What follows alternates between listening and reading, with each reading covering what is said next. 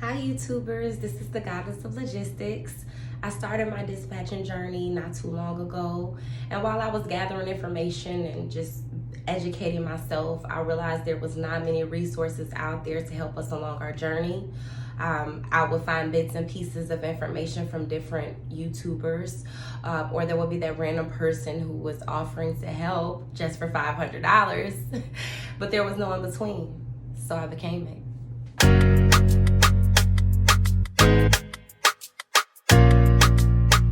Hi YouTubers, thank you so much for sticking it out with me. At this point, we're about 8 or 9 videos in, and I know that this is a journey, but hopefully this is one that you can follow, and hopefully you're learning a lot of good information because I couldn't find any. So at this point, we've learned how to become a dispatcher, how to get paid, how to market, how the owner-operators get paid, how the factoring company works, what documents the broker need, what documents you need to collect from your carrier. But we haven't talked about what are your requirements as a freight dispatcher? Like, what do people need to expect from you? And that's what we're going to talk about today. So as we know, on average, the freight dispatcher charges between 5% and 12% per load that they book. Now that 5% is pretty much going to be basic. I booked the load. That's it. That's it. I got paid for booking your load. Now, when you start to go into 6, 7, 8, up to 12%, you need to be able to let your owner operators know what you do, what you bring to the table, what you offer them, and what comes along with the percentage that they are paying you. So there are many things that you can include, and you don't necessarily have to, but remember, use this as a way to kind of gauge what percentage you're going to charge based on what services you provide for them. Now, option to provide, I'm just going to go with some of the things that I provide. Now, I charge at 8%, and I offer load by load dispatching. Now, load by load dispatching is basically what it says. You'll have people that you book on a weekly trip planning basis. Now, if I'm booking you for the week, then I know that driver B wants to be booked every Monday, Tuesday, Wednesday. So every week I'm making sure driver B has Monday, Tuesday, Wednesday booked up. Now that's a weekly trip planning, or you might want Monday through Friday, whatever. Load by load is people that more so probably are tied into other contracts, so they probably already run on their own, and they may just call you, every blue moon, like, hey, I'm free Saturday, or I'm free this weekend, can you book me for a load? That is a load by load dispatcher. You can also provide rate negotiations. Now, rate negotiations, of course, when you're looking at the load board, you'll see what they're offering for that load, but there are other things that come into play. Sometimes tolls come into play, especially if they're going to New York. You might have to add an extra $200 to $300 onto that amount that they said that they're paying, because there's tolls that your owner operator are going to have to pay out of pocket, and you do not want this coming out of their pay.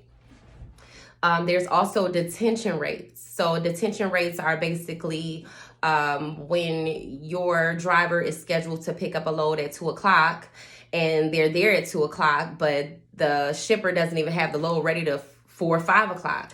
Now your driver has had to sit there and not make any money, and because of that, they need to be charged a detention rate, which is normally hourly, and it's something you'll discuss up front with the freight broker on behalf of your owner operator. Now, factoring assistance is something else that you can offer. Now, with factoring assistance, you may run into some new motor carriers, as I said before, that are new to the business. They haven't affiliated themselves with a factoring company, or they don't know what it is. You can help them become knowledgeable on that option, and you can also help them set up the service. Another thing with factoring assistance is you, as the dispatcher, will be required to send those invoices over to the factoring company so that you both can get paid. So that's the factoring assistance that can be offered. Completing their carrier packets for them. The carrier packets is what's going to be part of what's going to be received from the broker, and you're going to have to complete all that paperwork for them. So there's paperwork, as we talked in the last videos, that the broker is going to expect to have from you. You, as the dispatcher, is responsible for filling it out for your owner operator. If that's something you list as something that comes along with you being their dispatcher. You can also complete the broker credit checks for them.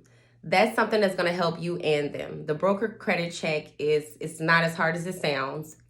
The load boards offer the credit check. There's websites that offer the credit check, which we'll talk about in another video, but you can offer to complete the broker credit check for them. This lets you know how likely that broker is to pay out and how they've been, based on actual experience, how they've paid out to other drivers, and you'll be able to gauge if you want to deal with that company or not, because some of them do have low credit scores and you may just not want to deal with them at all.